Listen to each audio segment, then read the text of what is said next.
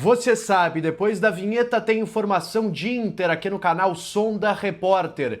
Reunião decisiva para o Inter nesta segunda-feira. A importante e grande decisão tomada pela direção colorada. E o início da preparação para a decisão na Libertadores com o time praticamente definido pelo técnico Roger Machado.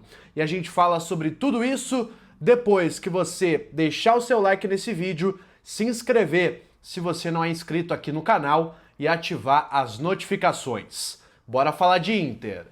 Muito boa tarde para vocês que acompanham aqui o meu canal nesta segunda-feira. Estamos de volta aqui para atualizar o Internacional, que já iniciou a sua preparação para enfrentar o Flamengo nesta quarta aqui no Rio de Janeiro, onde estou, pela Libertadores. A gente vai falar mais para frente aqui nesse conteúdo sobre essa preparação, sobre o time que está encaminhado pelo técnico Roger Machado.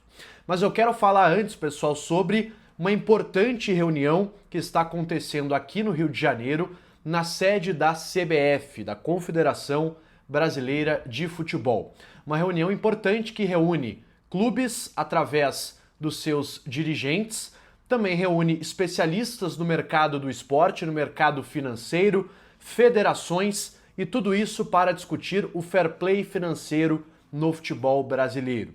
Inclusive o Inter, através do seu presidente Alessandro Barcelos, está bastante engajado nesse tema do fair play financeiro. O Inter é a favor dessa discussão ser ampliada no futebol brasileiro, inclusive com o presidente Barcelos se colocando à disposição para ser uma das lideranças dessa discussão em âmbito nacional. Agora, pessoal, o Inter tomou uma importante decisão e uma acertada decisão, na minha opinião, de não enviar o presidente Alessandro Barcelos a esta reunião que acontece aqui no Rio de Janeiro. Quem representa o Inter é o CEO Giovanni Zanardo. Ele que é o CEO do Inter já há bastante tempo, há alguns anos, e é um cara que entende bastante da questão financeira, da questão mercadológica do futebol, e é o cara mais indicado realmente para representar o Inter nesta reunião. Principalmente se tratando de uma semana de Libertadores da América. O presidente Alessandro Barcelos, pela informação que eu apurei nesta manhã, está em Porto Alegre, no CT Parque Gigante, acompanhando o treinamento que aconteceu pela manhã lá no CT do Internacional. Ou seja, atitude acertada do presidente do Inter, que está onde melhor será aproveitado nesta semana, com o clube, com os jogadores, com a comissão técnica, prestando apoio e, claro, respaldando esse trabalho que passou por uma turbulência nos últimos dias, deu uma bela de uma aliviada com a vitória, boa vitória contra o Bragantino, mas a semana é decisiva. Duelo aqui no Rio de Janeiro pode decidir o confronto a favor do Flamengo. Então o Inter precisa de uma mobilização e é isso que está sendo feito pelo presidente com os demais pares aí diretivos do departamento de futebol. Inclusive, para evitar também uma certa polêmica, ontem eu estive no aeroporto do Galeão aqui no Rio de Janeiro para acompanhar a chegada do presidente Alberto Guerra, presidente do Grêmio, que saiu, olhe, em meio à derrota do Grêmio para o Sport em casa, pegou um voo e veio aqui para o Rio de Janeiro ontem à noite, chegou por volta da meia-noite, teve aí o vídeo clássico que está repercutindo na rede social, que fui eu que fiz lá no aeroporto do Galeão. Estava trabalhando pela Rádio Bandeirantes, mas só para trazer o contexto aqui para vocês do quão importante é a presença do presidente do Inter no CT em Porto Alegre.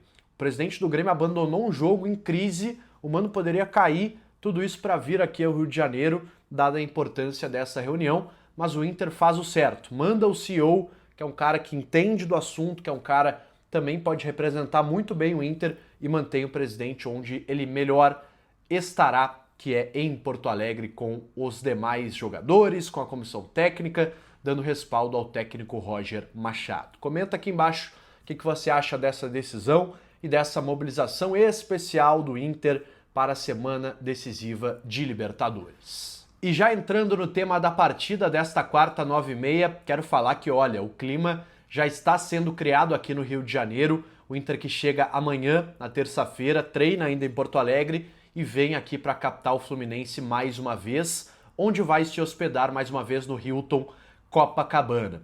A questão envolve também os ingressos. Já são mais de 55 mil ingressos vendidos para a torcida do Flamengo. O Inter também esgotou a sua carga ali de ingressos, cerca de 2 mil entradas, para esta partida, ingressos já esgotados. Inclusive a informação que vem de alguns colegas é de que a Guarda Popular está se mobilizando também fortemente para a banda estar presente nessa partida no Maracanã. Tudo indica casa lotada, Maracanã completamente cheio para essa decisão. O Flamengo foi eliminado da Copa do Brasil, assim como o Internacional está apostando todas as suas fichas na Libertadores, embora a prioridade interna ainda seja o Campeonato Brasileiro. Sobre o Internacional, pessoal, o Roger já comandou nesta manhã, como eu trouxe a primeira atividade. O Inter se reapresentou hoje após a folga no domingo e terá apenas 2 treinamentos. Teve um agora pela manhã e terá outro na terça-feira, então não vai ter muita possibilidade do Roger fazer tantas alterações táticas, tantos trabalhos, preparar uma estratégia especial para enfrentar o Flamengo. Vai ser na continuidade daquilo que foi a partida contra o Bragantino. Acredito em somente 2 mudanças no time do Inter para este compromisso. A volta do Vitão, obviamente, ao sistema defensivo, na vaga do Cleiton Sampaio, e também pelo lado direito, a entrada do Aguirre, mais uma vez no time. O Alan Benítez foi muito mal contra o Bragantino e o Aguirre é o titular. No mais, pessoal, dá pra gente apostar numa manutenção da espinha dorsal, do meio para frente, com Thiago Maia, Alan Rodrigues, Bruno Tabata pela direita, Alan Patrick, Wesley e na frente o Ricardo Matias.